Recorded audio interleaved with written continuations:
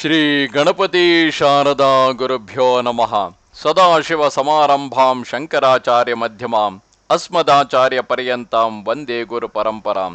ಶಂಕರಂ ಶಂಕರಾಚಾರ್ಯಂ ಕೇಶವಂ ಬಾದರಾಯಣಂ ಸೂತ್ರಭಾಷ್ಯ ಕೃತೌ ವಂದೇ ಭಗವಂತೌ ಪುನಃ ಪುನಃ.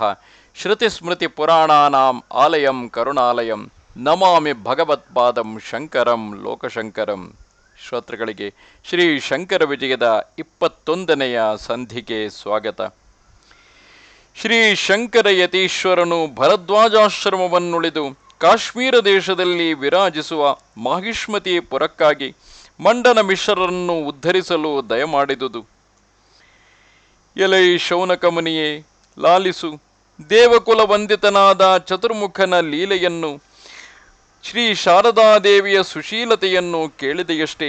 ಮುಂದಲ ಕಥಾವಿಸ್ತಾರವನ್ನು ಹೇಳುವೆನು. ಇಲ್ಲಿ ಶೌನಕರಿಗೆ ಹೇಳುತ್ತಿರುವುದು ಮಂಡನ ಮಿಶ್ರ ಹಾಗೂ ಉಭಯ ಭಾರತೀಯರು ಬ್ರಹ್ಮ ಹಾಗೂ ಶಾರದಾದೇವಿಯ ಅವತಾರವಾಗಿರುವ ಕಾರಣದಿಂದಾಗಿ ಫಾಲನೇತ್ರನಾದ ಪರಶಿವನ ಸರ್ವೋತ್ತಮ ಲೀಲಾ ಚರಿತ್ರೆಯನ್ನು ಭಯಭಕ್ತಿಯಿಂದೊಡಗೂಡಿದವನಾಗಿ ಲಾಲಿಸು ಎಂದು ಸೂತಮುನಿಯು ವಿವರಿಸಿದನು. ಪ್ರಯಾಗ ಕ್ಷೇತ್ರದಲ್ಲಿ ತುಷಾಗ್ನಿ ಪ್ರವೇಶದಲ್ಲಿದ್ದ ಭಟ್ಟಪಾದಮನಿಗೆ ಪರಮ ಶಿವಸಾಯುಜ್ಯ ಪದವನ್ನು ಅನುಗ್ರಹಿಸಿದ ತರುವಾಯ ಶ್ರೀ ಯತಿವರ ಶಂಕರನು ಅಲ್ಲಿಂದ ಹೊರಟು ಲೋಕದಲ್ಲಿ ಕರ್ಮ ಬ್ರಹ್ಮವಾದಿಯೆಂದು ಪ್ರಖ್ಯಾತಿಯಂ ಪಡೆದು ಮಂಡನ ಮಿಶ್ರಾಭಿಧಾನದಿಂದ ಪ್ರಕಾಶಿಸುತ್ತಲಿರುವ ಪೂಜ್ಯನಾದ ಬ್ರಹ್ಮನಿಗೆ ಅನುಗ್ರಹಿಸಬೇಕೆಂದು ಮಾಹಿಷ್ಮತಿ ನಗರವಂ ಕುರಿತು ದಯಮಾಡಿದನು. ಯತಿರೂಪಿನಿಂದೊಡಗೂಡಿದ ಶ್ರೀ ಶಂಕರನು ಬರುತ್ತಿರಲು ಕಾಶ್ಮೀರ ದೇಶವು ನಾನಾ ಪಟ್ಟಣಗಳಿಂದಲೂ ಪ್ರವಹಿಸುತ್ತಲಿರುವ ಅನೇಕ ನದಿಗಳಿಂದಲೂ ದೇವತಾಯೋಗ್ಯವಾದ ಪರ್ವತಗಳಿಂದಲೂ ಅನೇಕವಾದ ಬೆಳೆಗಳಿಂದೊಡಗೂಡಿದ ಭೂಪ್ರದೇಶದಿಂದಲೂ ಶೋಭಿಸುವುದಾಗಿ ತನ್ನಲ್ಲಿನ ಅತುಲೈಶ್ವರ್ಯದ ಸೊಬಗಿನಿಂದ ಯತಿ ಪುಂಗವನ ಮನಸ್ಸಿಗೆ ವಿಶೇಷವಾದ ಆನಂದವನ್ನು ಉಂಟುಮಾಡುತ್ತಲಿದ್ದಿತು.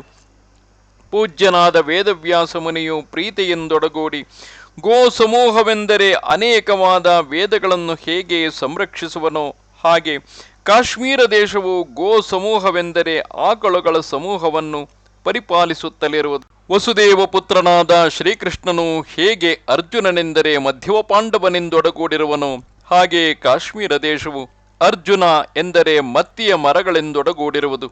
ಶ್ರೇಷ್ಠನಾದ ಸನ್ಯಾಸಿಯು ಹೇಗೆ ಕರಕವೆಂದರೆ ಕಮಂಡಲವನ್ನು ಧರಿಸಿರುವನು ಹಾಗೆ ಕಾಶ್ಮೀರವು ಕರಕವೆಂದರೆ ದಾಳಿಂಬೆಯ ವೃಕ್ಷಗಳನ್ನು ಧರಿಸಿರುವುದು. ಈ ಪ್ರಕಾರ ಕಾಶ್ಮೀರ ದೇಶವು ವ್ಯಾಸನಂತೆಯೂ ಶ್ರೀಕೃಷ್ಣನಂತೆಯೂ ಸನ್ಯಾಸಿಯಂತೆಯೂ ಸಹ ಶೋಭಿಸುತ್ತಲಿದ್ದುದು. ವಿಸ್ತರವಾದ ಕ್ಷತ್ರಿಯ ಸಮೂಹದೋಪಾದಿಯಲ್ಲಿ ಕಾಶ್ಮೀರ ದೇಶದಲ್ಲಿನ ಹೊಲಗಳೆಲ್ಲವೂ ವ್ಯವಸಾಯಗಾರರಿಗೆ ಅನೇಕವಾದ ಧಾನ್ಯಗಳನ್ನು ಹೇರಳವಾಗಿ ಕೊಡುತ್ತಲೂ ಕ್ಷತ್ರಿಯರು ಯಾವ ಪ್ರಕಾರ ದ್ವಿಜಗಣವೆಂದರೆ ವಿಪ್ರ ಸಮೂಹವನ್ನು ರಕ್ಷಿಸುವರೋ ಅದರಂತೆ ದ್ವಿಜಗಣವೆಂದರೆ ಪಕ್ಷಿಗಳ ಸಮೂಹಕ್ಕೆ ಕಾಳುಗಳನ್ನು ಕೊಟ್ಟು ಸಂರಕ್ಷಿಸುತ್ತಲೂ ಎಲ್ಲ ದಿಕ್ಕುಗಳಲ್ಲಿಯೂ ಪರಿಶೋಭಿಸುತ್ತಲಿರುವವು. ಹಿಮಾಚಲ ಪ್ರಾಂತ್ಯದಲ್ಲಿ ಉತ್ಪನ್ನವಾಗಿ ನೈರ್ಮಲ್ಯದಿಂದೊಡಗೂಡಿ ತನ್ನಲ್ಲಿ ಬಂದು ಭಕ್ತಿಯಿಂದ ಸ್ನಾನವನ್ನು ಆಚರಿಸಿದವರಿಗೆ ಸ್ವರ್ಗ ಭೋಗವನ್ನು ಉಂಟುಮಾಡುವ ಮಹಿಮೆಯಿಂದೊಡಗೂಡಿ ವಿರಾಜಿಸುವ ವಿತಸ್ತಾ ನದಿಯು ಪೂರ್ಣ ಪ್ರವಾಹದಿಂದ ಕಾಶ್ಮೀರ ದೇಶದಲ್ಲಿ ಪ್ರವಹಿಸುತ್ತಿರುವುದು. ಕಾಶ್ಮೀರ ದೇಶದ ಒಂದು ಪ್ರಾಂತ್ಯದಲ್ಲಿ ಹಿಮಗಿರಿಯ ಶಿಖರದಿಂದ ಇಳಿಯುತ್ತಲಿರುವ ಜಲಪಾತವು ಸುರಗಂಗಾಭಿಧಾನದಿಂದ ಪ್ರಕಾಶಿಸುತ್ತಲಿರುವುದು. ಈ ಜಲಪಾತ ಪ್ರಾಂತ್ಯದಲ್ಲಿ ಹಿಮದಿಂದ ಕಲ್ಪಿತವಾದ ಒಂದು ದೇವಾಲಯವು ಶೋಭಿಸುವುದು. ಈ ದೇವಾಲಯದಲ್ಲಿ ಪ್ರತಿ ಮಾಸದ ಶುಕ್ಲಪಕ್ಷ ಪಾಡ್ಯಮಿಯ ದಿವಸ ಅಂಕುರವಾಗಿ ದಿನೇ ದಿನೇ ವೃದ್ಧಿಯಂ ತಾಳುತ್ತಾ ಪೂರ್ಣಿಮಾ ದಿನಕ್ಕೆ ಪೂರ್ಣ ರೂಪಿನ ಲಿಂಗವು ಮತ್ತು ಲಿಂಗದ ಅಭಿಮುಖದಲ್ಲಿ ಒಂದು ನಂದಿಯು ಗೋಚರವಾಗಿ ಮತ್ತೆ ಕೃಷ್ಣಪಕ್ಷದ ಪಾಡ್ಯಮಿಯ ಆರಭ್ಯ ಕರಗುವುದಕ್ಕೆ ಉಪಕ್ರಮವಾಗಿ ದರ್ಶನಕ್ಕೆ ಅದೃಶ್ಯವಾಗುವುದು. ಈ ವಿಧವಾದ ಮಹಿಮೆಯಿಂದ ಕಾಶ್ಮೀರ ದೇಶವು ಖ್ಯಾತಿಗೊಂಡಿರುವುದು. ಅತ್ಯಂತ ರಮ್ಯವಾಗಿ ಕಂಗೊಳಿಸುವ ಫಲಗಳಿಂದ ಶೋಭಿಸುತ್ತಲಿರುವ ವೃಕ್ಷಗಳಿಂದಲೂ ಮತ್ತು ಅಲ್ಲಲ್ಲಿಗೆ ಹರಿಯುತ್ತಲಿರುವ ನದಿಗಳ ತೀರ ಪ್ರಾಂತ್ಯದಲ್ಲಿ ಬೆಳೆದಿರುವ ಹುಲ್ಲಿನಿಂದಲೂ ಸೊಗಸಾದ ಭತ್ತದ ಬೆಳೆಯಿಂದಲೂ ಮನೋಹರವಾದ ಕುಂಕುಮ ಕೇಸರಿಯ ಸುವಾಸನೆಯಿಂದಲೂ ಸಹ ಕಾಶ್ಮೀರ ದೇಶವು ವಿರಾಜಿಸುತ್ತಲಿರುವುದು. ಆ ದೇಶದಲ್ಲಿನ ಸಮಸ್ತ ವೃಕ್ಷಗಳು ಇಷ್ಟಾರ್ಥಪ್ರದಾಯಕವಾದ ಕಲ್ಪವೃಕ್ಷಗಳಂತೆ ಇರುವವು. ಅಲ್ಲಿನ ಗೋವುಗಳೆಲ್ಲವೂ ಅಮೃತವಂ ಕೊಡುವ ಕಾಮಧೇನುವಿನಂತೆ ಇರುವವು. ಕಾಶ್ಮೀರದ ಜನರೆಲ್ಲರೂ ಪೂರ್ಣ ವಿದ್ಯಾವಂತರಾಗಿ ದೇವತೆಗಳಂತೆ ಕಂಗೊಳಿಸುವರು. ತದ್ದೇಶದ ವನಗಳಲ್ಲಿ ಬೆಳೆದ ಅರೆಬೇರೆದ ಫಲಗಳ ರಸವೇ ಅಮೃತ ರಸದಂತೆ ಇರುವುದು. ಅಲ್ಲಿನ ಸ್ತ್ರೀಯರೆಲ್ಲರೂ ದೇವತಾ ಸ್ತ್ರೀಯರಂತೆ ಇರುವರು. ಹೀಗಿರಲು ಕಾಶ್ಮೀರವು ಸ್ವರ್ಗಲೋಕವನ್ನು ಹೋಲುತ್ತಿರುವುದು. ಈ ವಿಧವಾಗಿ ವಿರಾಜಿಸುವ ಕಾಶ್ಮೀರ ದೇಶದ ಸೊಬಗನ್ನು ಸಾಕ್ಷಾತ್ ಶಿವಸ್ವರೂಪನಾದ ಯತಿಶಂಕರನು ನೋಡಿ ಅಂತರಂಗದಲ್ಲಿ ವಿಶೇಷ ಹರ್ಷವಂ ತಳೆದು ವೇಗವಾದ ಗಮನದಿಂದ ಸಂಭ್ರಮಚಿತ್ತನಾಗಿ ಬರುತ್ತಲಿರಲು ಶಿವಸಖನಾದ ಕುಬೇರನ ಅಳಕಾಪರಿಯನ್ನು ಹೋಲುವುದಾಗಿ ಅನಂತವಾದ ವೈಭವದಿಂದ ವಿರಾಜಿಸುವ ಮಾಹಿಷ್ಮತಿ ನಗರವು ಎದುರಾಗಿ ಶೋಭಿಸುತ್ತಲಿದ್ದಿತು. ಶ್ರೀ ಶಂಕರ ಯತಿಯು ಮಾರ್ಗವಂ ಕಳೆದು ಮಾಹಿಷ್ಮತಿಪುರದ ಹೊರಪ್ರಾಂತ್ಯದಲ್ಲಿರುವ ಉದ್ಯಾನವನಕ್ಕೆ ದಯಮಾಡಿದವನಾಗಿ ಅಲ್ಲಿ ನಿಂತು ನೋಡುತ್ತಲಿರಲು ಲೋಕಪ್ರಸಿದ್ಧನಾದ ಮಹೇಂದ್ರನ ನಂದನವನವನ್ನು ಧಿಕ್ಕರಿಸುವಂತೆ ಉದ್ಯಾನವನವು ಅತಿ ರಮಣೀಯವಾಗಿ ಶೋಭಿಸುತ್ತಲಿದ್ದಿತು. ಯತಿ ಪುಂಗವನಾದ ಶ್ರೀ ಶಂಕರನ ದರ್ಶನಾರ್ಥವಾಗಿ ಮರುತನು ಆತುರತೆಯಿಂದ ಬರುತ್ತಲಿದ್ದು ದಾರಿಯಲ್ಲಿ ನಿಬಿಡವಾದ ವೃಕ್ಷಗಳನ್ನು ಎಡವಿ ಬಿದ್ದು ಎದ್ದು ಅಲ್ಲಿನ ಅಲಂಕಾರಮಯವಾದ ಗುಡ್ಡಗಳನ್ನು ಹಾಯ್ದು ಅಲ್ಲಲ್ಲಿ ಕಂಗೊಳಿಸುವ ಸರೋವರಗಳಲ್ಲಿ ಮುಳುಗಿ ಕಮಲಾದಿ ದಿವ್ಯ ಪುಷ್ಪಗಳ ಸುಗಂಧವನ್ನು ಹೊತ್ತು ಆಯಾಸ ಪೀಡಿತನಾಗಿ ಗಮನದ ಭರವಸಿಕೆಯು ಕುಗ್ಗಿ ಕಾಲುಗಳನ್ನು ಎಳೆದೆಳೆದು ಹೆಜ್ಜೆಗಳನ್ನಿಟ್ಟುಕೊಂಡು ಅತಿ ಮಂದವಾದ ಗಮನದಿಂದ ಬರುತ್ತಲಿರುವನೋ ಎಂಬಂತೆ ವನದಲ್ಲಿ ಮಂದವಾದ ತಂಗಾಳಿಯು ಬೀಸುತ್ತಲಿದ್ದಿತು. ತನ್ನ ಸೊಸೆಯಾದ ಸರಸ್ವತೀ ದೇವಿಯ ಶಾಪವನ್ನು ಪರಿಹರಿಸಲು ದಯಮಾಡುತ್ತಲಿರುವ ಯತಿರೂಪಿನ ಸಾಕ್ಷಾತ್ ಪರಮೇಶ್ವರನಿಗೆ ಕಾಣಿಕೆಗಳನ್ನು ಸಮರ್ಪಿಸಲು ಕಮಲ ಮಂದಿರೆಯಾದ ಕಮಲಾದೇವಿಯು ವನದೇವಿಯ ರೂಪವಂ ತಾಳಿ ಬಂದು ಅಸದೃಶವಾದ ರತ್ನಗಳನ್ನು ಸಮರ್ಪಿಸುತ್ತಲಿರುವಳೋ ಎಂಬಂತೆ ಆ ವನದಲ್ಲಿ ವಿಷಯಾತೀತನಾದ ಸನ್ಯಾಸಿ ವರನ ಸಮೀಪದಲ್ಲಿ ಅರ್ಧ ಭಾಗ ಬೆರೆದಿರುವ ದಾಳಿಂಬೆಯ ಹಣ್ಣುಗಳು ಗೋಚರಿಸುತ್ತಲಿದ್ದವು. ಮಾಹಿಷ್ಮತಿಪುರದ ಉದ್ಯಾನವನದಲ್ಲಿ ವಾಸ ಮಾಡುತ್ತಲಿದ್ದ ಮನ್ಮಥನು ಪರಮಹಂಸ ರೂಪಿನಿಂದೊಡಗೂಡಿದ ಪರಶಿವನು ಆ ವನಕ್ಕೆ ಬರುತ್ತಲಿರುವುದನ್ನು ಕಂಡು ವಿಶೇಷ ಭಯಾಕ್ರಾಂತನಾಗಿ ತಾನು ಧರಿಸಿದ್ದ ಪಂಚಶರಗಳನ್ನು ಬಿಸುಟು ಓಡಿಹೋದನೋ ಎಂಬಂತೆ ವನದಲ್ಲಿನ ಕೊಳಗಳಲ್ಲಿ ಕಮಲಗಳು, ನೈದಿಲೆಗಳು, ಅಲ್ಲಿನ ವೃಕ್ಷಗಳಲ್ಲಿ ಅಶೋಕವು, ಮಾವಿನ ಮರವು, ಶ್ರೇಷ್ಠವಾದ ಲತೆಗಳಲ್ಲಿ ಮಲ್ಲಿಗೆಯೂ ಸಹ ಶೋಭಿಸುತ್ತಲಿದ್ದಿತು. ಶಿವ ಭಯದಿಂದ ಮನ್ಮಥನು ಓಡಿ ಹೋಗಿರಲು ಆತನ ಪ್ರೀತಿಪಾತ್ರವಾದ ಪತಾಕೆಯು, ಆತನ ಧನುಸ್ಸು ಮತ್ತು ಆತನ ವಾಹನವೂ ಸಹ ವ್ಯಥೆಗೆ ಗುರಿಯಾಗಿ ಕಾಮನ ಪುನರಾಗಮನವನ್ನು ನಿರೀಕ್ಷಿಸುತ್ತಾ ವನದಲ್ಲಿಯೇ ಕಾದಿರುವವೋ ಎಂಬಂತೆ ಸರಸಿಜಗಳಿಂದ ಶೋಭಿಸುವ ಸರೋವರಗಳಲ್ಲಿ ಮೀನುಗಳು, ಅಮೃತ ರಸದಿಂದೊಡಗೂಡಿದ ದಿವ್ಯವಾದ ಕಬ್ಬಿನ ಜಲ್ಲೆಗಳು, ಆ ಕಬ್ಬಿನ ಗರಿಗಳ ಮೇಲೆ ಕುಳಿತಿರುವ ಗಿಳಿಗಳು ಸಹ ಮನೋಹರವಾಗಿ ಕಾಣುತ್ತಲಿದ್ದವು. ಆ ರಮಣೀಯವಾದ ವನದಲ್ಲಿ ದಿವ್ಯವಾದ ಸುರಹೊನ್ನೆಯ ಮರಗಳು, ದೇವವೃಕ್ಷ ಸದೃಶವಾದ ಪಾರಿಜಾತ ವೃಕ್ಷಗಳು, ಸೊಗಸಾದ ಫಲಗಳಿಂದ ಶೋಭಿಸುವ ಮಾವಿನ ಮರಗಳು, ಎತ್ತರವಾಗಿ ಬೆಳೆದಿರುವ ಮುತ್ತುಗದ ಮರಗಳು, ದಿವ್ಯವಾದ ಅರಗಿನ ಮರಗಳು, ವಾತರೋಗ ಪರಿಹಾರಕವಾದ ಗುಗ್ಗಲದ ತರುಗಳು, ಉನ್ನತವಾದ ದೇವದಾರು ವೃಕ್ಷಗಳು, ದಿವ್ಯವಾದ ಕಿತ್ತಲೆಯ ಮರಗಳು, ಫಲಭರಿತವಾದ ಬಿಲ್ವ ವೃಕ್ಷಗಳು, ಅನೇಕ ರೆಂಬೆಗಳಿಂದೊಡಗೂಡಿದ ಹಾಲೆಯ ಮರಗಳು, ಅಳಲೆ ಗಿಡಗಳು, ಅತಿ ಮನೋಹರವಾದ ಸಂಪಗೆಯ ಮರಗಳು, ದಾಳಿಂಬೆಯ ಮರಗಳು, ಸುಗಂಧವನ್ನು ಬೀರುತ್ತಲಿರುವ ಗೋರಂಟಿಯ ಗಿಡಗಳು, ನಿಂಬೆಯ ಗಿಡಗಳು, ನೇರಳೆಯ ಮರಗಳು, ಇವಲ್ಲದೆ ಮರುಗ ಮುಂತಾದ ಅನೇಕ ದಿವ್ಯ ಲತಾದಿಗಳು ಉದ್ಯಾನವನದಲ್ಲಿ ಶೋಭಿಸುತ್ತಲಿದ್ದವು. ನಿಷ್ಕಲ್ಮಷರು ಮತ್ತು ಪರಿಶುದ್ಧರೂ ಆದ ಸಜ್ಜನರನ್ನು ಆಶ್ರಯವನ್ನು ಕೊಡದೆ ಹೊರಗಿರಿಸಿ ಕಲ್ಮಷಯುಕ್ತರಾದ ನೀಚರಿಗೆ ಆಶ್ರಯವನ್ನು ಕೊಟ್ಟು ಒಳಗೆ ಸೇರಿಸಿಕೊಳ್ಳುವುದು ಶ್ರೀಮಂತರಾದವರಿಗೆ ಸ್ವಭಾವಜನ್ಯವಾದ ಗುಣವೆಂದು ತೋರ್ಪಡಿಸುವಂತೆ ಸರ್ವಾಂಗ ಧಾವಳ್ಯದಿಂದೊಪ್ಪುವ ಹಂಸ ಪಕ್ಷಿಗಳನ್ನು ಒಳಕ್ಕೆ ಸೇರಿಸದೆ ಹೊರಗಿರಿಸಿ ಮಧುಪಾನ ಮಾಡಿಯೂ ಕಪ್ಪಾಗಿಯೂ ಇರುವ ಭ್ರಮರಗಳನ್ನು ಒಳಗೆ ತುಂಬಿಕೊಂಡಿರುವ ಸಿರಿನಿಕೇತನಗಳೆಂಬುವ ಕಮಲಗಳು ಕಾಣುತ್ತಲಿದ್ದವು. ಪೂರ್ವಜನ್ಮ ಕರ್ಮ ಫಲರೂಪವಾಗಿ ಈಶ್ವರಾಜ್ಞೆಯಿಂದ ತನಗೆ ದೊರೆತಷ್ಟು ಸೌಖ್ಯವನ್ನು ಅನುಭವಿಸಿ ತೃಪ್ತನಾಗದೆ ಮನುಷ್ಯನು ಹೆಚ್ಚಾದ ಭೋಗವನ್ನು ಅಪೇಕ್ಷಿಸುವುದೇ ಆದರೆ ವೃಥಾ ಶ್ರಮಕ್ಕೆ ಗುರಿಯಾಗುವನೆಂಬುದು ನಿಜವೆಂದು ತೋರ್ಪಡಿಸುವಂತೆ ವನದಲ್ಲಿನ ರಸಭರಿತವಾದ ಮಾವಿನ ಹಣ್ಣುಗಳನ್ನು ತಿಂದು ತೃಪ್ತಿಪಡದೆ ದಪ್ಪದಾಗಿರುವುದೆಂದು ಭ್ರಮಿಸಿ ಗಿಣಿಗಳು ತೆಂಗಿನ ಮರಗಳನ್ನೇರಿ ಬಲಿತ ತೆಂಗಿನಕಾಯಿಗಳನ್ನು ಕುಟುಕಿ ವೃಥಾ ತಮ್ಮ ಕೊಕ್ಕುಗಳನ್ನು ನೋಯಿಸಿಕೊಳ್ಳುತ್ತಲಿರುವವು.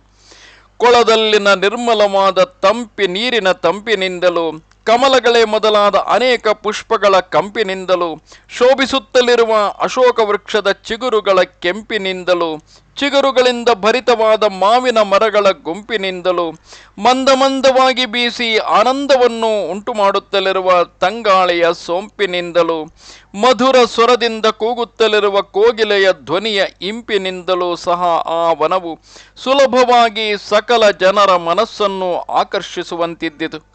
ಪ್ರಯಾಣ ಮಾಡುತ್ತಲಿರುವ ಜನರಿಗೆ ವಿಶೇಷವಾದ ವಿಶ್ರಾಂತಿಯನ್ನು ಉಂಟು ಮಾಡುವುದಾಗಿ ದೇವಲೋಕದ ಉದ್ಯಾನವನದಂತೆ ಮಾಹಿಷ್ಮತಿ ನಗರೋಪಕಂಠದ ವನವು ಅತಿ ರಮಣೀಯವಾಗಿ ಶೋಭಿಸುತ್ತಲಿರುವುದನ್ನು ನೋಡಿ ಮನ್ಮತಾಂತಕನಾದ ಶ್ರೀ ಶಂಕರಯತಿಯು ವನವಂ ಪ್ರವೇಶಿಸಿ ಮಾರ್ಗಾಯಾಸವಂ ಕಳೆದು ಹರ್ಷಾಯ ಚಿತ್ತನಾಗಿ ಅಲ್ಲಿ ಕಂಗೊಳಿಸುತ್ತಿದ್ದ ಒಂದು ರಮ್ಯವಾದ ಸರೋವರವಂ ಕುರಿತು ವಿಜಯಂಗೈದನು.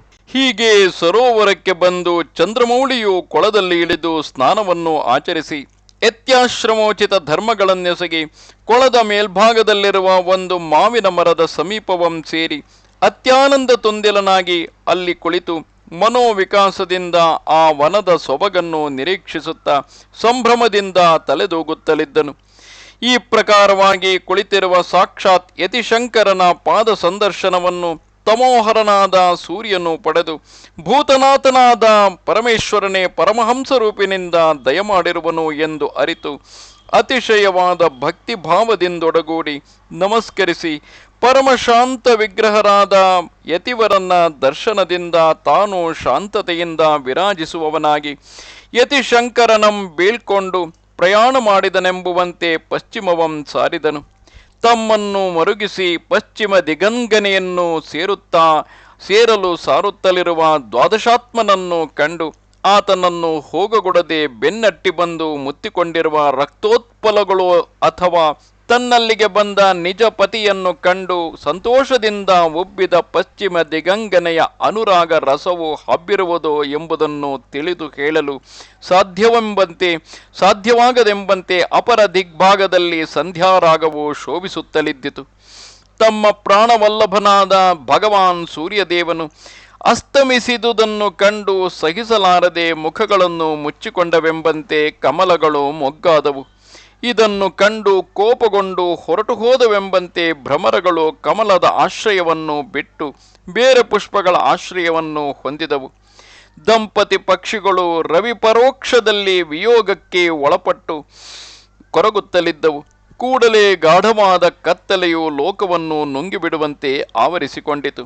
ಸಮಸ್ತ ಲೋಕದಲ್ಲಿನ ಜನರಿಗೂ ಸುಜ್ಞಾನವನ್ನು ಉಂಟು ಮಾಡುವವನಾಗಿಯೂ ಮೋಕ್ಷಪ್ರದನಾಗಿಯೂ ಇರುವ ಜಗತ್ಪತಿಯಾದ ಪಶುಪತಿಯೇ ಯತಿರೂಪಿನಿಂದ ದಯಮಾಡಿರುವನೆಂದು ಅರಿತಿರುವ ಸಕಲ ದೇವತೆಗಳು ಸಂಧ್ಯಾಕಾಲದಲ್ಲಿ ಪರಶಿವನ ದರ್ಶನಾರ್ಥವಾಗಿ ಬಂದಿರಲು ಅವರುಗಳ ವಿಮಾನಗಳು ಪರಿಶೋಭಿಸುತ್ತಲಿರುವವೆಂಬಂತೆ ಅಂತರಿಕ್ಷದಲ್ಲಿ ನಕ್ಷತ್ರಗಳು ವಿಶೇಷವಾದ ಕಾಂತಿಗಿಂದ ಪ್ರಜ್ವಲಿಸುತ್ತಲಿದ್ದವೆಂದು ಭೃಗುಕುಲೋತ್ಪನ್ನರಾದ ಶೌನಕಾದಿ ಮಹರ್ಷಿಗಳಿಗೆ ಮಹಾತ್ಮನಾದ ಸೂತನು ವಿವರಿಸುತ್ತಲಿದ್ದನು. ಎಲೈ ಶೌನಕಾದಿಗಳಿರ, ಕೇಳಿರಿ. ಪರಮಶಿವ ದರ್ಶನಾರ್ಥಿಗಳಾಗಿ ಬಂದಿರುವ ದೇವತೆಗಳು ಯತಿವರೇಣ್ಯನು ನೆಲೆಗೊಂಡಿರುವ ವನದಲ್ಲಿ ಪ್ರಬಲವಾದ ಕತ್ತಲೆಯು ತುಂಬಿರುವುದನ್ನು ಕಂಡು ಕೂಡಲೇ ದಿವ್ಯವಾದ ಬೆಳಕನ್ನು ತಂದಿಟ್ಟರೋ ಎಂಬಂತೆ ಅಂತರಿಕ್ಷದಲ್ಲಿ ಚಂದ್ರಮನು ಉದಯಿಸಿ ಸಂಭ್ರಮದಿಂದ ಬೆಳದಿಂಗಳನ್ನು ಹರಡುತ್ತಲಿರಲು ಗಾಢಾಂಧಕಾರವು ಪರಿಹಾರವಾಗಿ ಭೂಮಿಯು ಥಳಥಳಿಸುವಂತೆ ತೇಜೋಭರಿತವಾಯಿತು. ಲಕ್ಷ್ಮೀ ನಿವಾಸ ಸ್ಥಳಗಳಾದ ಕಮಲಗಳನ್ನು ಬಾಧೆಗೊಳಿಸುವವನಾಗಿಯೂ ದ್ವಿಜನಿಕರವೆಂದರೆ ನಕ್ಷತ್ರಗಳ ಕಾಂತಿಯನ್ನು ಅಡಗಿಸುವವನಾಗಿಯೂ ದೇವಗುರುವಾದ ಬೃಹಸ್ಪತಿಗೆ ದ್ರೋಹವನ್ನು ಮಾಡಿದವನಾಗಿಯೂ ಇರುವ ಚಂದ್ರವನು ಐಶ್ವರ್ಯವಂತರಾದ ಸಜ್ಜನರನ್ನು ಬಾಧೆಗೊಳಿಸುವವನಾಗಿಯೂ ಬ್ರಹ್ಮ ತೇಜಸ್ಸಿಗೆ ಮಾಲಿನ್ಯವನ್ನು ಉಂಟು ಮಾಡುವವನಾಗಿಯೂ ದೇವತೆಗಳಿಗೂ ಗುರುಜನಗಳಿಗೂ ದ್ರೋಹವನ್ನು ಮಾಡುವವನಾಗಿಯೂ ಇರುವ ರಾಜನು ರಾಜಮೌಳಿಯ ಇದಿರಾಗಿ ಬರಲು ಭೀತನಾಗಿ ಮರೆಯನ್ನು ಸೇರುವಂತೆ ಚಂದ್ರಚೂಡನಾದ ಯತಿವರೇಣ್ಯನ ಸಮೀಪಕ್ಕೆ ಬರಲು ಭಯಗ್ರಸ್ತನಾಗಿ ದೂರದಲ್ಲಿ ನಿಂತು ಮರೆಯಲ್ಲಿ ನೋಡುತ್ತಲಿದ್ದನು. ವನದಲ್ಲಿ ವೃಕ್ಷಗಳು ದಟ್ಟವಾಗಿ ಬೆಳೆದಿದ್ದ ಪ್ರಯುಕ್ತ ಚಂದ್ರನ ಕಿರಣವು ಸಾಂದ್ರವಾಗಿ ಬೀಳದೆ ವೃಕ್ಷಗಳ ಎಲೆಗಳ ಸಂಧಿಗಳಲ್ಲಿ ಸ್ವಲ್ಪವಾಗಿ ಬೀಳುತ್ತಲಿದ್ದಿತೆಂದು ಇಲ್ಲಿನ ಭಾವವು. ಮಗನ ಸದ್ಗುಣ ಮತ್ತು ದುರ್ಗುಣಗಳನ್ನು ಪರಿಗಣಿಸದೆ ಬರಿಯ ಸೌಂದರ್ಯಕ್ಕಾಗಿ ಸಂತೋಷಿಸಿ ತಂದೆಯು ಹಿಗ್ಗುತ್ತಲಿರುವಂತೆ ಭೂಮಿಯ ಪರಿಧಿಯಾದ ಘನವಾದ ಶರಧಿಯು ತನ್ನ ಮಗನಾದ ಚಂದ್ರನು ಆಗಿದ್ದಾಗ್ಯೂ ದೋಷಿಯಾದಾಗ್ಯೂ ವಿಷೋದ್ಭವನಾದಾಗ್ಯೂ ಗುರುದ್ರೋಹಿಯಾದಾಗ್ಯೂ ಅವುಗಳನ್ನು ಗಮನಿಸದೆ ತನ್ನ ಮಗನು ಕಲಾಧರನೆಂದು ಆನಂದಕರನೆಂದು ಮಿತಿಮೀರಿದ ಸಂತೋಷದಿಂದ ಸಮುದ್ರನು ಉಬ್ಬುತ್ತಲಿದ್ದನು. ಅಮೃತ ಕಿರಣನು ಉದಗಿಸಿದುದನ್ನು ಕಂಡು ಅಪಾರ ಸಂತೋಷದಿಂದ ನೈದಿಲೆಗಳು ನಗುತ್ತಲಿರುವಂತೆ ಅರಳುತ್ತಲಿರಲು ಭ್ರಮರಗಳು ಜೇಂಕರಿಸಿ ಬಂದು ಕಮಲಗಳು ಮುಚ್ಚಿಕೊಂಡು ಹೋದವೆಂದು ದೂರುತ್ತಲಿರಲು ಈ ದೂರುಗಳಂ ಕೇಳಿ ಪರಮ ಸಂಭ್ರಮದಿಂದ ಕೈರವಗಳು ತಮ್ಮಲ್ಲಿನ ಪರಾಗವನ್ನು ಭ್ರಮರಗಳಿಗೆ ಸೂರೆಗೊಡುತ್ತಲಿದ್ದವು. ಕುತ್ಸಿತರಾದ ಜನರು ಇತರರ ಮೇಲೆ ಚಾಡಿಯ ಮಾತುಗಳನ್ನು ಹೇಳುತ್ತಲಿರಲು ಕೇಳಿ ಸಂತೋಷಿಸುತ್ತಾ ಚಾಡಿಕೋರನಿಗೆ ತಮ್ಮ ಸರ್ವಸ್ವವನ್ನು ಸೂರೆಯಾಗಿ ಕೊಡುವುದು ಲೋಕದಲ್ಲಿ ಕುಮುದ ಸಮೂಹಕ್ಕೆ ಸ್ವಭಾವಜನ್ಯವಾದ ಗುಣವಲ್ಲವೇ? ಹೀಗೆ ವಿರಾಜಿಸುತ್ತಲಿರುವ ರಾತ್ರಿಯಲ್ಲಿ ಶ್ರೀ ಶಂಕರ ಯತಿಶ್ರೇಷ್ಠನು ವಿಗತಕ್ರಾಂತನಾಗಿ ಪರಮ ಸಂಭ್ರಮಾಯ ಚಿತ್ತನಾಗಿ ನಿರ್ಮಲ ಯೋಗಾಸಕ್ತನಾಗಿ ಸಮಾಧಿಯಲ್ಲಿದ್ದನು. ವನದಲ್ಲಿನ ಸಮಸ್ತ ಪಕ್ಷಿಗಳು ಮತ್ತು ಮೃಗಗಳ ಸಮೂಹವೂ ಸಹ ಸಂಪ್ರಾಪ್ತವಾದ ನಿದ್ರೆಯಿಂದ ಹೊರಗೆ ಪ್ರಪಂಚವೆಲ್ಲವೂ ಮಾಯಾಭ್ರಾಂತಿ ರೂಪವಾದ ರಜ್ಜುವಿನಿಂದ ಬಿಗಿಯಲ್ಪಟ್ಟಿರುವುದು ಹೀಗೆಂದು ಸೂಚಿಸುವಂತೆ ಇದ್ದವು. ಹೀಗೆ ವನದಲ್ಲಿನ ಮತ್ತು ಭುವನದಲ್ಲಿನ ಪ್ರಾಣಿಗಳೆಲ್ಲರೂ ನಿದ್ರಾಸಕ್ತರಾಗಿರಲು ಆಗ ಪ್ರಪಂಚದಲ್ಲಿ ಯಾರು ಭಗವದಾಜ್ಞೆ ಎಂಬ ವಿಧಿಗಳನ್ನು ಅತಿಕ್ರಮಿಸದೆ ತಮ್ಮ ವಿತ್ತಾನುಸಾರವಾದ ಉಪಕರಣಗಳನ್ನು ಒದಗಿಸಿಕೊಳ್ಳುವವರಾಗಿ ನಾನಾ ವಿಧವಾದ ಧರ್ಮಗಳನ್ನು ಆಚರಿಸುವರೋ ಅವರು ಸದ್ಗತಿಯನ್ನು ನಿಜವಾಗಿ ಪಡೆಯುವರೆಂದು ಮನುಷ್ಯವರ್ಗಕ್ಕೆ ಎಚ್ಚರಿಸುವಂತೆ ಹ್ರಸ್ವ ದೀರ್ಘ ಕ್ಲುತ ಪ್ಲುತ ಸ್ವರದಿಂದ ಕೋಳಿಯು ಕೂಗಿತು. ಆ ವೇಳೆಗೆ ತಣ್ಣನೆಯ ಗಾಳಿಯು ಬೀಸುತ್ತಲಿರಲು ನಕ್ಷತ್ರಗಳ ಕಾಂತಿಯು ಮಸಳಿಸಲು ಉಪಕ್ರಮವಾಯಿತು. ಜಗತ್ತನ್ನು ಆವರಿಸಿಕೊಂಡಿದ್ದ ಕತ್ತಲೆಯ ರಾಶಿಯು ಲೋಕಾಲೋಕ ಪರ್ವತವಂ ದಾಟಿ ಮರೆಯಾಯಿತು. ಪೂರ್ವ ದಿಗ್ಭಾಗವು ರಮ್ಯವಾದ ಕೆಂಬಣ್ಣದಿಂದ ವಿರಾಜಿಸುತ್ತಲಿದ್ದಿತು. ರಾತ್ರಿಯಲ್ಲಿ ಕಮಲ ಪುಷ್ಪಗಳಿಗೆ ವಿರಹವನ್ನು ಕೊಟ್ಟು ಪೀಡಿಸಿದ ದೋಷದಿಂದ ವಿಶೇಷವಾದ ದುಃಖದಲ್ಲಿ ಮಗ್ನನಾದನೋ ಎಂಬಂತೆ ಚಂದ್ರನು ಆಕಾಶದಲ್ಲಿ ಪ್ರಕಾಶಹೀನನಾದನು. ಮಹೇಂದ್ರನೇ ಮೊದಲಾದ ಸಕಲ ದೇವತೆಗಳಿಂದ ಆರಾಧಿಸಲ್ಪಡುವ ಪರಮ ಪವಿತ್ರವಾದ ಭಗವಾನ್ ಭಾಸ್ಕರ ದೇವನು ಪರಮ ತೇಜಃಪುಂಜನಾಗಿ ಪೂರ್ವಾಚಲ ಶಿಖರದಲ್ಲಿ ವಿರಾಜಿಸುತ್ತಲಿದ್ದನು. ಸೂರ್ಯದೇವನ ದರ್ಶನದಿಂದ ರಥಾಂಗ ಪಕ್ಷಿಗಳು ವಿಶೇಷವಾಗಿ ಸಂಭ್ರಮಿಸುತ್ತಲಿದ್ದವು. ದಿನವಲ್ಲಭನನ್ನು ಕಂಡು ಆನಂದದಿಂದ ಹಿಗ್ಗುತ್ತಲಿರುವ ಕಮಲಗಳ ಮೇಲನ ಅಸೂಯೆಯಿಂದ ನೈದಿಲೆಗಳು ಮುಖವನ್ನು ಮುಚ್ಚಿಕೊಂಡವೆಂಬಂತೆ ಮೊಗ್ಗಾದವು. ಅಂತರಿಕ್ಷವು ದಿನಮಣಿಯ ಕಾಂತಿ ವಿಶೇಷದಿಂದ ಥಳಥಳಾಯಮಾನವಾಗಿ ಹೊಳೆಯುತ್ತಲಿದ್ದಿತು. ಮಹಾನುಭಾವನಾದ ಸೂರ್ಯನ ಉದಯದಿಂದ ಜಗತ್ತಿಗೆ ಪರಮ ಮಂಗಳವು ಲಭಿಸಿತು. ವನದಲ್ಲಿನ ಸಮಸ್ತ ಪಕ್ಷಿಗಳು ಸಹ ತಮ್ಮ ಜಾತೀಯವಾದ ಸ್ವರಗಳ ಇಂಪನ್ನು ತೋರಿ ಸಂಭ್ರಮಿಸುತ್ತಲಿದ್ದವು. ಪುರದಲ್ಲಿನ ಸಕಲ ಜನರಿಗೂ ನೇತ್ರಯುಗ್ಮಗಳು ಅರಳಿದವು. ಜನಸಮೂಹವು ವಿಶೇಷ ಭಕ್ತಿಭಾವದಿಂದೊಡಗೂಡಿ ವೇದವೇದ್ಯನಾದ ಭಗವಂತನ ಮಹಿಮಾತಿಶಯಗಳನ್ನು ಅಲ್ಲಲ್ಲಿ ಗುಂಪು ಗುಂಪಾಗಿ ಹಾಡುತ್ತಲಿದ್ದರು. ಮಾಹಿಷ್ಮತಿ ಪುರದಲ್ಲಿ ನೋಡಲು ಅಂತರಿಕ್ಷದಲ್ಲಿ ಗರುಡಾಗ್ರಜನಾದ ಅರುಣನು ಉದಗಿಸುವುದಕ್ಕೆ ಮೊದಲೇ ಪುರಸ್ತ್ರೀಯರೆಲ್ಲರೂ ಎದ್ದು ತಮ್ಮ ತಮ್ಮ ಮಂಗಳಕರವಾದ ಮನೆಗಳ ದ್ವಾರ ಪ್ರದೇಶಗಳನ್ನು ಸಂಪ್ರದಾಯ ಪ್ರಕಾರ ಶುದ್ಧಿ ಮಾಡಿದವರಾಗಿ ವಿಸ್ತಾರವಾಗಿಯೂ ವಿಚಿತ್ರವಾಗಿಯೂ ಇರುವಂತೆ ನಾನಾ ವಿಧವಾದ ರಂಗವಲ್ಲಿಗಳಿಂದ ಚಿತ್ರಿಸುತ್ತಲಿದ್ದರು. ಸೂರ್ಯನು ಪೂರ್ವಾಚಲದಲ್ಲಿ ದರ್ಶನ ಮಹೋತ್ಸವವನ್ನು ಅನುಗ್ರಹಿಸುತ್ತಲಿರಲು ಪುರಜನಗಳೆಲ್ಲರೂ ಸಂಭ್ರಮಚಿತ್ತರಾಗಿ ತಮ್ಮ ತಮ್ಮ ಕುಲಧರ್ಮಕ್ಕೆ ತಕ್ಕಂತೆ ಪ್ರಾತರೋಚಿತವಾದ ನಿತ್ಯ ಕರ್ಮಗಳನ್ನು ಶ್ರದ್ಧೆಯಿಂದ ಆಚರಿಸಿ ಮನೆಯಲ್ಲಿ ನಿರ್ವರ್ತಿಸಬೇಕಾದ ಕಾರ್ಯಗಳನ್ನು ನೆರವೇರಿಸಿದ ತರುವಾಯ ಕಾರ್ಯಾಂತರಗಳಿಗಾಗಿ ಮನೆಗಳಂ ಬಿಟ್ಟು ಹೊರಡುತ್ತಲಿದ್ದರು. ಇತ್ತ ಉಪವನದಲ್ಲಿ ಯತಿಪುಂಗವನಾದ ಶ್ರೀ ಶಂಕರನು ಸರೋವರದಲ್ಲಿಳಿದು ಸಂಭ್ರಮಚಿತ್ತನಾಗಿ ನಿರ್ಮಲೋದಕದಲ್ಲಿ ಯತಿಧರ್ಮಾನುಸಾರವಾಗಿ ಸ್ನಾನವನ್ನು ಆಚರಿಸಿ ತುರೀಯಾಶ್ರಮ ಧರ್ಮರೀತ್ಯ ಆಚರಿಸಬೇಕಾದ ಕರ್ಮಗಳನ್ನು ಆಚರಿಸಿ ಕಷಾಯ ವಸ್ತ್ರವನ್ನೊಟ್ಟು ದಂಡವಂ ಧರಿಸಿ ವನದಿಂದ ಮಾಹಿಷ್ಮತಿ ಪುರವಂ ಕುರಿತು ದಯಮಾಡುತ್ತಲಿದ್ದನು. ಉದ್ಯಾನವನದ ವಿಜೃಂಭಣೆಯನ್ನು ನೋಡುತ್ತಾ ಶ್ರೀ ಶಂಕರನು ಆನಂದ ತುಂದಿಲನಾಗಿ ಬ್ರಹ್ಮಾಂಶ ಸಂಭೂತನಾದ ಮಂಡನ ಮಿಶ್ರ ಪಂಡಿತನನ್ನು ನೋಡಬೇಕಾದ ತವಕದಿಂದ ಕ್ಷಿಪ್ರ ಗತಿಯಲ್ಲಿ ಬರುತ್ತಲಿರಲು ಆ ವೇಳೆಗೆ ಅರವಿಂದ ಸಖನು ಅರವಿಂದ ಸಂಭೂತನಾದ ಬ್ರಹ್ಮನ ಅಂಶವನ್ನುಳಿದು ಸಾಕ್ಷಾತ್ ಜಗತ್ಪತಿಯಾದ ಪರಶಿವನ ಸಾರೂಪ್ಯವನ್ನು ತಾಳಿದ್ದನು.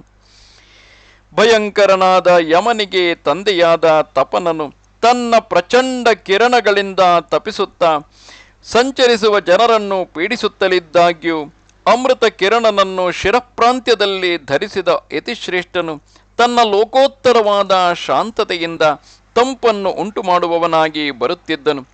ನಿಷ್ಕಾಮ ವೃತ್ತಿಯಿಂದ ಒಡಗೂಡಿದವನಾಗಿ ಸನ್ಯಾಸಿ ಶ್ರೇಷ್ಠನು ಉದ್ಯಾನವನವನ್ನು ಬಿಟ್ಟು ಮುಂದೆ ಬರುತ್ತಾ ಮಂಡನ ಮಿಶ್ರ ಪಂಡಿತನ ಮನೆಯಿಂದ ಹೊರಟು ಜಲವನ್ನು ತೆಗೆದುಕೊಂಡು ಹೋಗುವುದಕ್ಕಾಗಿ ಪಾತ್ರೆಯನ್ನು ಹೊತ್ತು ಎದುರಾಗಿ ಬರುತ್ತಲಿರುವ ಓರ್ವ ವೃದ್ಧ ಸ್ತ್ರೀಯನ್ನು ಕಂಡು ಹಸನ್ಮುಖಿಯಾಗಿ ಆಕೆಯನ್ನು ಕುರಿತು ಈ ಪರಿಯಾಗಿ ಮಾತನಾಡಿದನು ಎಂದು ಸೂತಮುನಿಯು ಶೌನಕನಿಗೆ ವಿವರಿಸಿದನು. ಎಲ್ಲವೂ ವೃದ್ಧಳಾದ ಸ್ತ್ರೀಯೇ, ಈ ಪಟ್ಟಣದಲ್ಲಿ ನಿರಂತರದಲ್ಲಿಯೂ ವಾಸ ಮಾಡುತ್ತಲಿರುವ ಬ್ರಾಹ್ಮಣರ ಸಮೂಹದಲ್ಲಿ ಪರಮ ಪಂಡಿತೋತ್ತಮನೆಂದು ವಿಸ್ತಾರವಾದ ಕೀರ್ತಿಯನ್ನು ಪಡೆದಿರುವ ಮಂಡನ ಮಿಶ್ರನೆಂಬ ಬ್ರಾಹ್ಮಣೋತ್ತಮನು ವಾಸ ಮಾಡುವ ಮನೆಯು ಎಲ್ಲಿರುವುದೆಂಬುದನ್ನು ನೀನು ವಿಶ್ವಾಸವಿಟ್ಟು ನನಗೆ ತಿಳಿಯ ಕೇಳಿದುದೇ ಆದರೆ ನಿನಗೆ ಸುಲಭವಾಗಿ ಪರೋಪಕಾರ ಮಹಾಪುಣ್ಯವು ದೊರೆಯುವುದು ಎಂದನು. ಇದಂ ಕೇಳಿದವಳಾದ ವೃದ್ಧೆಯು ಶ್ರೀ ಶಂಕರ ಯತಿಯನ್ನು ನೋಡಿ ತನ್ನ ಮನಸ್ಸಿನಲ್ಲಿ ಯತಿಯ ತೇಜಸ್ಸಿನ ಮಹಿಮೆಯನ್ನು ತಿಳಿದು ಆಶ್ಚರ್ಯವಂ ತಳೆದು ಈ ಮಹಾತ್ಮನು ಜಗತ್ಪತಿಯಾದ ಪರಮಶಿವಮೂರ್ತಿ ಎಂದು ನಿರ್ಧರಿಸಿ ಭಕ್ತಿಯಿಂದ ನಮಸ್ಕರಿಸಿ, ಮಹಾನುಭಾವನಾದ ಯತಿಶ್ರೇಷ್ಠನೇ, ಮಂಡನ ಮಿಶ್ರಾಖ್ಯೆಯನ್ನು ತಾಳ್ದ ಬ್ರಾಹ್ಮಣ ವರ್ಯನ ಮನೆಯ ಗುರುತುಗಳನ್ನು ನಿನಗೆ ತಿಳಿಯ ಹೇಳುವೆನು. ಪರಮಾತ್ಮ ಮುಖೋದ್ಗತವಾದ ವೇದವೇ ನಿಜವು.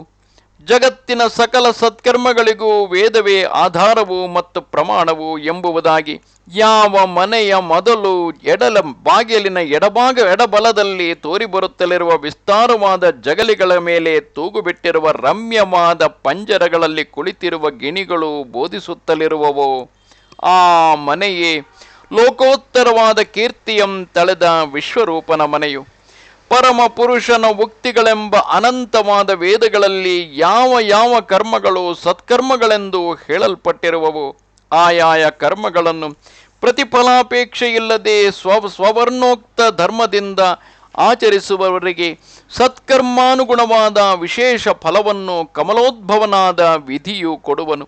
ಆದುದರಿಂದ ಕರ್ಮಮಯವಾದ ಲೋಕದಲ್ಲಿ ಕರ್ಮ ಆಚರಣೆಯೇ ಪ್ರಾಮುಖ್ಯವಾದುದು ಎಂದು ಉತ್ತಮವಾದ ಪೂರ್ವಮೀಮಾಂಸಾ ಸಾರವನ್ನು ಯಾವ ಮನೆಯ ಜಗಲಿಗಳ ಮೇಲಣ ಪಂಜರದಲ್ಲಿ ಕುಳಿತ ಗಿಣಿಗಳು ವಿವರಿಸುತ್ತಲಿರುವವೋ ಆ ದಿವ್ಯವಾದ ಮನೆಯೇ ಮಂಡನ ಮಿಶ್ರ ಪಂಡಿತನ ಮನೆಯು. ಈ ಪಟ್ಟಣದ ಬ್ರಾಹ್ಮಣ ವೀಧಿಯಲ್ಲಿ ಯಾವ ಮನೆಯ ಮುಂಭಾಗದಲ್ಲಿ ನಾನಾ ವಿಧವಾದ ಪಂಜರಗಳಲ್ಲಿ ಕುಳಿತಿರುವ ಅರಗಿಳಿಗಳು ಅನಾದಿಯಾಗಿರುವುದಾಗಿಯೂ ಮುಂದೆ ಅಂತ್ಯವನ್ನು ಪಡೆಯುವ ಸಂಭವಾದೃಶ್ಯವಾಗಿಯೂ ಇರುವ ಈ ಜಗತ್ತು ಶಾಶ್ವತವಾದುದೇ. ಬಹುದಿವಸದಿಂದ ಇದ್ದಂತೆಯೂ ಮುಂದೆ ಬಹುಕಾಲ ಇದ್ದೇ ಇರುವುದಾಗಿಯೂ ಸದಾ ತೋರುವುದು ಮಾಯಾಭ್ರಾಂತಿಯಿಂದಲೇ, ಪರಂತು ಬೇರೆಯಲ್ಲವಾದುದರಿಂದ ಈ ಜಗತ್ತು ಶಾಶ್ವತವಾದುದು ಅಲ್ಲವಲ್ಲವೇ ಎಂಬ ಮಹದ್ ವಿಷಯವನ್ನು ಚರ್ಚಿಸುತ್ತಾ ಕೊನೆಗೆ ಜಗತ್ತು ನಿಜವಲ್ಲವೆಂದು ನಿರ್ಣಯಿಸಿ ಮಾತನಾಡುತ್ತಲಿರುವವೋ ಆ ರಮ್ಯವಾದ ಮನೆಯು ಪಂಡಿತೋತ್ತಮನಾದ ವಿಶ್ವರೂಪನ ಮನೆಯು. ಪಾರಲೌಕಿಕ ಪ್ರಿಯನಾದ ಯತಿವರನೇ, ಲಾಲಿಸು. ಲೋಕದಲ್ಲಿ ದ್ವಿಜಕುಲೋತ್ತಂಸನಾದವನು ಸ್ವವರ್ಣೋಕ್ತವಾದ ಉಪನಯನವಾದ ನಂತರ ನಿಯಮಿತ ಕಾಲ ಗುರುಕುಲವಾಸದಲ್ಲಿದ್ದು ಅಭ್ಯಸ್ತವಿದ್ಯನಾಗಿ ಗುರುವಿನ ಅಣತಿಯಂ ಪಡೆದು ಬಂದು ಸ್ವಧರ್ಮಾನುಸಾರವಾಗಿ ಕನ್ಯಾ ಪಾಣಿಗ್ರಹಣವಂ ಮಾಡಿ ಗಾರ್ಹಸ್ಥ್ಯವಂ ಕೈಗೊಂಡು ಯಥಾಲಾಭೈಕ ಸಂತುಷ್ಟನಾಗಿ ಅತಿಥಿಗಳನ್ನು ಸತ್ಕರಿಸುತ್ತಾ ದೇವತೆಗಳಂ ಆರಾಧಿಸಿ ಪಿತೃಗಳಂ ಸಂತುಷ್ಟಿಗೊಳಿಸಿ ನಿರಂತರವೂ ದೇವತೆಗಳ ತೃಪ್ತಿಗಾಗಿಯೂ ತೃಪ್ತರಾದ ದೇವತೆಗಳಿಂದ ಜಗತ್ತಿಗೆ ಉಂಟಾಗುವ ಹಿತಕ್ಕಾಗಿಯೂ ಸಹ ಸ್ವಾಸ್ಥವಂ ಪರಿತ್ಯಜಿಸಿ ಅನೇಕವಾದ ಯಜ್ಞಗಳನ್ನು ಆಚರಿಸುತ್ತಲಿದ್ದುದೇ ಆದರೆ ಆತನಿಗೆ ಸರ್ವೋತ್ಕೃಷ್ಟವಾದ ಕರ್ಮ ಮಾರ್ಗದಿಂದ ಮೋಕ್ಷವು ದೊರೆಯುವುದೆಂದು ಯಾವ ಮನೆಯ ದ್ವಾರ ಪ್ರದೇಶದಲ್ಲಿನ ಕ್ಷಾರಿಕೆಗಳು ಸಾರುತ್ತಲಿರುವವೋ ಆ ಮನೆಯು ವಿಶ್ವರೂಪಾಭಿಕ್ಯ ದ್ವಿಜನದೆಂದು ವೃದ್ಧೆಯು ತಿಳಿಯಪಡಿಸಿದಳು. ಹೀಗೆ ಹೇಳಿದ ವೃದ್ಧ ಸ್ತ್ರೀಯ ಮಾತುಗಳಂ ಕೇಳಿ ಯತಿವರಿಯನು ವಿಶೇಷ ಸಂತೋಷವಂ ತಳೆದು ಆಕೆಯಂ ಬೀಳ್ಕೊಂಡು ಅಲ್ಲಿಂದ ಹೊರಟು ರಮಣೀಯವಾದ ಮಾಹಿಷ್ಮತಿ ಪುರವನ್ನು ಪ್ರವೇಶಿಸಿದನು. ಸುಪ್ರಸಿದ್ಧನಾದ ಸತ್ಕರ್ಮ ಮಾರ್ಗಾನುಯಾಯಿಗಳಾದ ಬ್ರಾಹ್ಮಣೋತ್ತಮರ ಮನೆಗಳ ಸಾಲುಗಳಿಂದ ಪರಿಶೋಭಿಸುತ್ತಲಿರುವ ಆ ಪುರವು ಕಮಲ ಸಂಭೂತನಾದ ಚತುರ್ಮುಖನ ಪುರಕ್ಕಿಂತಲೂ ಅಧಿಕತರವಾದ ಕಾಂತಿಯಿಂದಲೂ ಶಾಂತಿಯಿಂದಲೂ ಪರಿಶೋಭಿಸುತ್ತಲಿದ್ದಿತು. ಪಂಡಿತೋತ್ತಮರಾದ ಬ್ರಾಹ್ಮಣರು, ಮಹಾವೀರರಾದ ಕ್ಷತ್ರಿಯೋತ್ತಮರು, ಸತ್ಕುಲ ಪ್ರಸೂತರಾದ ಬಹುಜನ ವೈಶ್ಯರು ಮತ್ತು ಸುಜನ ವಿಧೇಯರಾದ ಶೂದ್ರರು ಸಹ ವಾಸ ಮಾಡುತ್ತಲಿರುವ ಆ ಮಾಹಿಷ್ಮತಿ ಎಂಬ ಜನಪದವು ಲೋಕದಲ್ಲಿ ಉತ್ತಮವಾದುದೆಂಬ ಯಶವಂ ಪಡೆದು ನೋಡುವವರ ಕಣ್ಣುಗಳಿಗೆ ಆನಂದವನ್ನು ಉಂಟುಮಾಡುತ್ತಾ ತ್ರಿನಯ ಸ್ವರೂಪನಾದ ಯತಿಪುಂಗವನ ಮನಸ್ಸನ್ನು ಆಕರ್ಷಿಸುವಂತಿದ್ದವು. ಮಾಹಿಷ್ಮತಿ ಪುರವಾಸಿಗಳಾದ ಸಕಲ ಜನರು ತಮ್ಮ ತಮ್ಮ ಕುಲವಿಹಿತವಾದ ಸತ್ಕರ್ಮಗಳಲ್ಲಿ ನಿರತರು. ಎಲ್ಲರೂ ಸಂತೋಷದಿಂದ ಸತ್ಪಾತ್ರದಲ್ಲಿ ಮಾಡುವ ಧರ್ಮಪರರು, ಸಜ್ಜನರು, ಸುಶೀಲರು ಮತ್ತು ಗುಣವಂತರು. ಕಮಲನಾಭನಾದ ಶ್ರೀಮನ್ನಾರಾಯಣನ ಪಾದಾರವಿಂದವನ್ನು ಮನಃಪೂರ್ವಕವಾದ ಭಕ್ತಿಯಿಂದ ಭಜಿಸುವ ಮನೋಹರವಾದ ಸದ್ಗುಣಗಳಿಂದ ಒಡಗೂಡಿದವರು.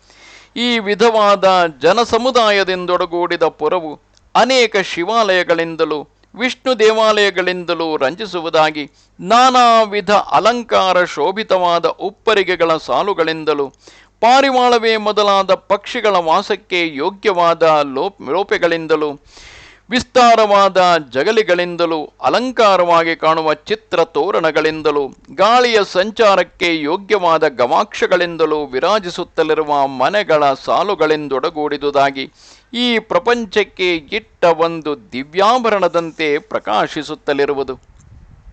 ನೇಗಿಲುಗಳೇ ಮೊದಲಾದ ಅನೇಕ ಕೃಷಿಯ ಉಪಕರಣಗಳು, ಉಳುವ ಎತ್ತುಗಳ ಸಮೂಹಗಳು, ನಾನಾ ವಿಧದ ಬಣ್ಣಗಳಿಂದೊಡಗೂಡಿದ ಹಾಲು ಕರೆಯುವ ಹಸುಗಳು, ಎಳೆಯ ಕರುಗಳು, ಧ್ವನಿ ಮಾಡುತ್ತಲಿರುವ ಮೇಕೆಗಳು, ಗೂಳಿಗಳು ಮತ್ತು ಎಮ್ಮೆಗಳ ಸಮೂಹಗಳು, ಇವುಗಳಿಂದಲೂ ಬಹುವಿಧವಾದ ಧಾನ್ಯದ ರಾಶಿಗಳಿಂದಲೂ ಒಡಗೂಡಿದ ಮನೆಗಳ ಸಾಲುಗಳಿಂದ ಮಾಹಿಷ್ಮತಿಪುರದ ಶೂದ್ರರ ಬೀದಿಯು ಕಂಗೊಳಿಸುವುದು.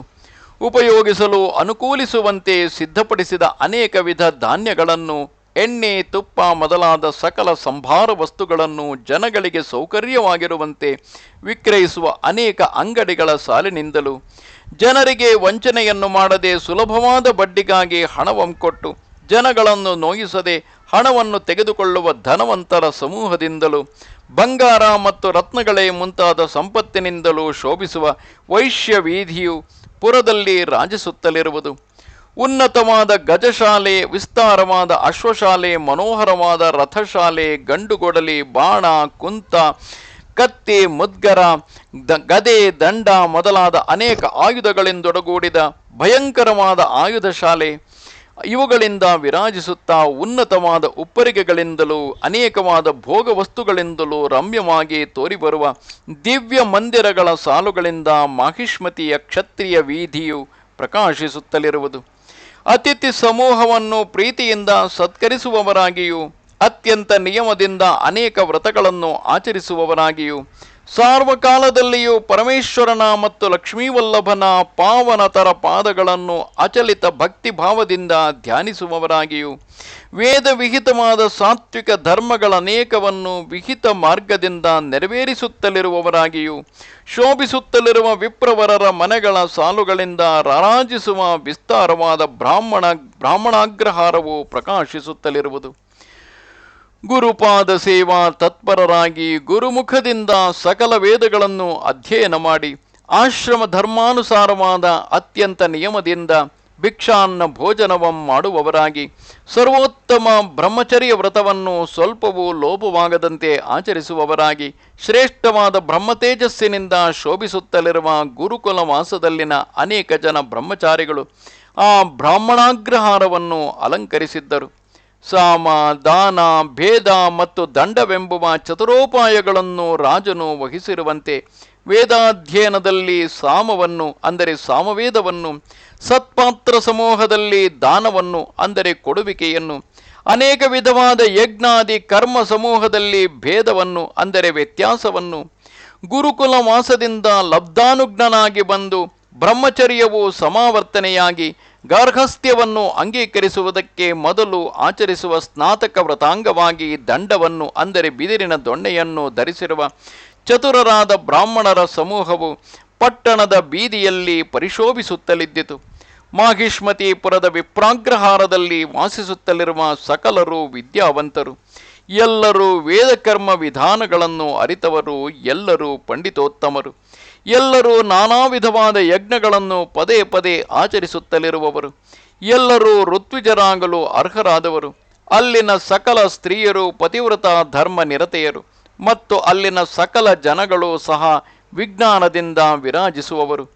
ಈ ವಿಧವಾಗಿ ಕಂಗೊಳಿಸುವ ಬ್ರಾಹ್ಮಣಾಗ್ರಹಾರದಲ್ಲಿ ಪರಮಶಾಂತ ಸ್ವರೂಪರಾದ ಶ್ರೀ ಶಂಕರ ಯತಿಯು ಬರುತ್ತಾ ವಿಪ್ರ ನಿಲಯಗಳನ್ನು ನೋಡಿ ಸಂತೋಷಿಸುತ್ತಾ ಮುಂದೆ ಬರುತ್ತಿರಲು ಸಂಚರಿಸುವ ಜನರಿಗೆ ಆನಂದವಂ ತೋರುವಂತೆ ತಂಪಿನಿಂದ ವಿರಾಜಿಸುತ್ತಾ ತಾರಾಗಣದ ಮಧ್ಯೆ ಚಂದ್ರಮಂಡಲವು ಶೋಭಿಸುವಂತೆ ವಿದ್ಯುಕ್ತ ಸತ್ಕರ್ಮವೇ ಬ್ರಹ್ಮವೆಂದು ವಾದಿಸಿ ಸ್ಥಾಪಿಸುವ ಸಮರ್ಥತೆಯಿಂದೊಡಗೂಡಿದ ಮಂಡನ ಮಿಶ್ರಣ ಮಂದಿರವು ಅತಿ ರಮಣೀಯವಾಗಿ ಗೋಚರಿಸುತ್ತಲಿದ್ದಿತು. ಸುಣ್ಣದಿಂದ ಬಳಿಯಲ್ಪಟ್ಟು ಶುಭ್ರ ವರ್ಣದಿಂದ ಕಂಗೊಳಿಸುವ ಗೋಡೆಗಳ ಮೇಲೆ ಚಿತ್ರಿಸಲ್ಪಟ್ಟ ಕಾರಣೆಗಳು ಪ್ರಕಾಶಿಸುತ್ತಲೂ ಮುಂಭಾಗದಲ್ಲಿ ಕಂಗೊಳಿಸುವ ಚಿತ್ರಾಲಂಕೃತ ಅನೇಕ ಕಂಬಗಳ ಸಾಲುಗಳು ತೋರಣಗಳಿಂದ ವಿಭ್ರಾಜಿಸುತ್ತಲೂ ಇರಲು ವಿಶ್ವರೂಪಾಭಿಕ್ಯ ಬ್ರಾಹ್ಮಣನ ಮನೆಯು ನೋಡುವ ಸಮಸ್ತ ಜನರ ಚಿತ್ತವೃತ್ತಿಯನ್ನು ತನ್ನ ಕಡೆಗೆ ಸೆಳೆಯುವಂತೆ ತೋರಿಬರುತ್ತಲಿದ್ದಿತು. ಹೀಗೆ ರಮ್ಯವಾಗಿ ಕಾಣುವ ಮಂದಿರದ ಹೆಬ್ಬಾಗಿಲಿನ ಎರಡು ಪಾರ್ಶ್ವಗಳಲ್ಲಿಯೂ ಕಂಬಗಳ ಸಾಲುಗಳಿಂದ ಶೋಭಿಸುತ್ತಲಿರುವ ಜಗಲಿಗಳ ಮೇಲೆ ಕಟ್ಟಲ್ಪಟ್ಟಿರುವ ಪಂಜರಗಳು, ಅವುಗಳಲ್ಲಿ ಬಹುಮುದ್ದಾಗಿ ಕುಳಿತಿರುವ ಶುಕಗಳು, ಅವುಗಳು ನಾನಾ ವಿಧವಾದ ಯಜ್ಞಗಳ ವಿಧಾನವನ್ನು, ಯಜ್ಞಗಳ ಅಪಾರ ಮಹಿಮೆಯನ್ನು ವಿಸ್ತಾರವಾಗಿ ವಿವರಿಸುತ್ತಾ ಮಧುರತರ ಸ್ವರದಿಂದ ಮಾತನಾಡುತ್ತಲಿರುವವು. ಈ ಜಗತ್ತಿನಲ್ಲಿ ಮನುಷ್ಯನಿಗೆ ಸರ್ವೋತ್ತಮವಾದ ಸದ್ಗತಿಯು ದೊರೆಯಬೇಕಾದಲ್ಲಿ ಕರ್ಮ ಮಾರ್ಗವೇ ಸೌಕರ್ಯವಾದ ಮಾರ್ಗವಲ್ಲವೇ? ಅನ್ಯ ಮಾರ್ಗದಿಂದ ಸದ್ಗತಿಯು ದೊರೆಯಲಾರದು. ಆದುದರಿಂದ ಬ್ರಾಹ್ಮಣರಿಗೆ ಲೋಕಹಿತಾರ್ಥವಾಗಿ ಬಹುವಿಧವಾದ ಯಜ್ಞಗಳನ್ನು ಆಚರಿಸುವುದು ಹಿತಕರವಾದುದು ಎಂದು ಮಂಡನ ಮಿಶ್ರ ಗೇಹ ದ್ವಾರದೇಶದ ಪಂಜರದಲ್ಲಿನ ಗಿಣಿಗಳು ಸಾರುತ್ತಲಿದ್ದವು. ಹೀಗೆ ಗಿಳಿಗಳು ಮಾತನಾಡುತ್ತಲಿರುವುದನ್ನು ಲಾಲಿಸಿ ದಾರಿಯಲ್ಲಿ ಬರುತ್ತಲಿದ್ದಾಗೆ ವೃದ್ಧ ಸ್ತ್ರೀಯು ತನಗೆ ಹೇಳಿದ ಕುರುಹು ಇದೇ ಸರಿಯೆಂದು ತನ್ನ ಚಿತ್ತದಲ್ಲಿ ಭಾವಿಸಿ ಮಂಡನ ಮಿಶ್ರಾಚಾರ್ಯನು ವಾಸ ಮಾಡುವ ಮನೆಗಾಗಿ ಶ್ರೀಕಂಠೇಶ್ವರ ಸ್ವರೂಪನಾದ ಯತಿವರ ಶ್ರೀ ಶಂಕರನು ಕ್ಷಿಪ್ರ ಗತಿಯಿಂದ ಬರುತ್ತಲಿದ್ದನು. ಇದರೊಂದಿಗೆ 21ನೆಯ ಸಂಧಿ ಮಂಗಳವಾದುದು. ನಮಸ್ತೆ ಶಾರದೆ ದೇವಿ ಕಾಶ್ಮೀರ ಪುರವಾಸಿನಿ ತ್ವಾಮಹಂ ಪ್ರಾರ್ಥಯೇ ನಿತ್ಯಂ ವಿದ್ಯಾದಾನಂಚ ದೇಹಿಮೆ. ನಮಸ್ಕಾರ.